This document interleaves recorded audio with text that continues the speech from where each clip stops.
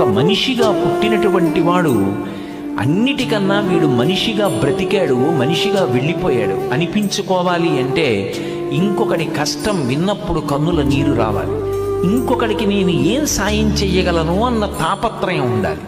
అది లేకుండా బ్రతికేసినటువంటి బ్రతుకు మనుష్యుని యొక్క బ్రతుకు కానేరదు. అటువంటి మనిషి తన కొరకు తాను అని బ్రతకడం కాకుండా పరుల హితము కొరకు కూడా బ్రతకాలి. ఎప్పుడూ ఇతరులకు ఉపకారం చెయ్యాలని తాపత్రయపడేటటువంటి వ్యక్తిని పంచభూతములు సర్వదా రక్ష చేస్తూ ఉంటాయిట. అంత గొప్పది ఆ పరోపకారం. భ్రమాని తెలుసు, బతుకంటే బొమ్మల ఆట అని తెలుసు, కథ అని తెలుసు, కథ అని తెలుసు, కథలన్నీ కంచికే చేరునని తెలుసు, తెలుసు తెర తొలుగుతుందని